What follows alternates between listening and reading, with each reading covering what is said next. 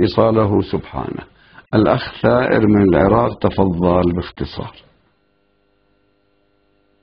تفضل. السلام عليكم. عليكم السلام، أهلا. نبارك لصاحب العصر والزمان ومراجع العظام لسماحتكم ذكرى ولادة نبي الله محمد صلى الله عليه وآله. صلى الله عليه وآله. شكرا. صلوات. عندي ثلاثة إلى سماحة الشيخ. تفضل. سيكذبهم. السؤال الثالث سماحة الشيخ. نعم. إنه ما رأيكم في ظاهرة مثلث برمودا، وهل مسألة الجزيرة الخضراء تنطبق على هذا المثلث، وخاصة وأن سمعت الخطباء ينوه على أنه قد يكون له علاقة بهذه الجزيرة. شكرا لكم. شكرا لكم. عليكم السلام. الثائر يسأل أيها الأخ، وشكرا. مثلث برمودا والجزيرة الخضراء تكلمنا عنهم.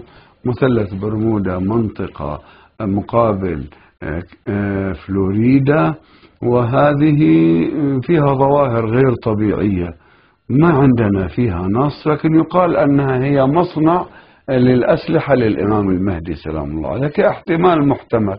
والجزيرة الخضراء منطقة موجودة في المحيط الأطلسي متصلة بأسبانيا، ويقال أنه كانت دولة لأولاد الإمام سلام الله عليه في فترة من التاريخ، وكان هو يزورها. هذا قابل للإثبات التاريخي.